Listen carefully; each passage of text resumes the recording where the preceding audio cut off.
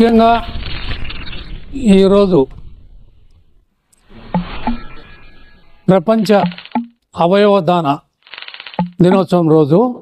ఈ సందర్భంగా నేను ఒక బాధితుడిని, ఒక లాభం పొందిన వాడిని రెండు ఉన్నాయి కాబట్టి ఈ మీటింగ్ మీకు ఏర్పాటు చేయడం జరిగింది.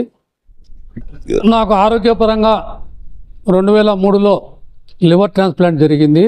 నాకు లివర్ ట్రాన్స్ప్లాంట్ జరిగేటప్పటికి ఇండియాలో ఇక్కడ లివర్ ట్రాన్స్ప్లాంట్లు లేవు. అప్పుడు నేను స్విట్జర్లాండ్ పోవాలని చెప్పి అంతా ప్లాన్ చేసుకున్నాము.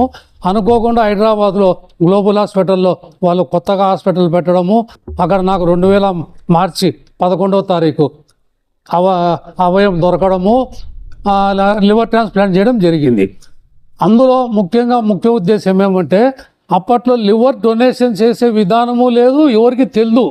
అసలు లివర్ ట్రాన్స్ప్లాంటేషన్ ఉందనేది కూడా చాలా మందికి తెలియదు. అటువంటి పరిస్థితుల్లో వరంగల్లో రామప్ప గుడి పూజారి సంబంధించిన పూజారి కూతురు బ్రెయిన్ డెత్ అయితే హాస్పిటల్ వాళ్ళు మాట్లాడి అప్పట్లో వాళ్ళందరూ సహకరించి తీసుకొచ్చి నాకు అవయవదానం చేయడం జరిగింది. దానివల్లే ఈరోజు నేను ఎంతో క్షేమంగా ఉన్నాను. 23 ఏళ్ళు అయింది నాకు ఇప్పుడు లివర్ ట్రాన్స్ప్లాంట్ అయ్యి. ఆ సందర్భంగా నేను ఎంతో ఆనందంగా, నా పిల్లలు కూడా ఈరోజు సుఖ సంతోషంతో ఉన్నారంటే ఆయన ఆ రోజు లివర్ దానం ఇవ్వబట్టే ఈరోజు మీ అందరూ ఎదుట నేను ఉన్నా. రెండో విషయము, తిరిగి నాకు మళ్ళా 2009లో కిడ్నీ ప్రాబ్లం వచ్చింది. అప్పుడు కూడా గుంటూరుకు సంబంధించిన ఒక అబ్బాయి బ్రెయిన్ డెత్ అయితే ఇవ్వడం జరిగింది. అది కూడా జరిగి దాదాపు నాకు 17-18 సంవత్సరాలు అవుతుంది. అయినా కూడా 2 ట్రాన్స్ప్లాంట్ జరిగి కూడా నేను క్షేమంగా ఉన్నా. అంతేకాకుండా నాకు అప్పుడు లివర్ ట్రాన్స్ప్లాంట్ జరిగినప్పుడు 10 సంవత్సరాలే నీకు ఇది వర్క్ చేసేది అని చెప్పినారు.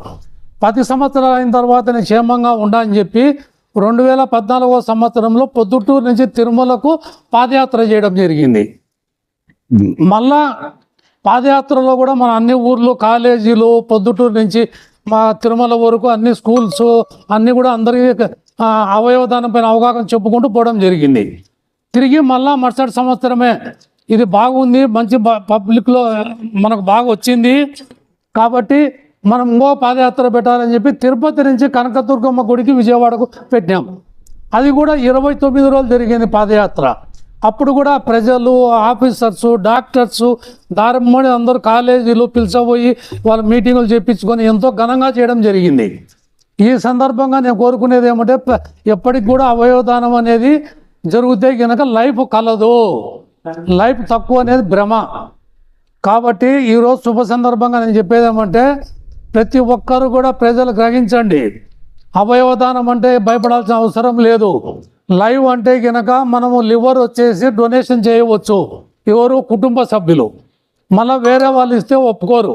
లేదు మీకు మీ కుటుంబంలో బ్లడ్ కనుక సెలెక్షన్ కాకపోతే అప్పుడు మీ బంధువర్గంలో వాళ్ళకు అప్లికేషన్ పెట్టుకుంటే వాళ్ళ కమిటీలో తీర్మానం చేసి గవర్నమెంట్ వాళ్ళు మీకు ఒకే చేస్తారు. ఇది ఒక పద్ధతి. రెండో పద్ధతి బ్రెయిన్ డెత్.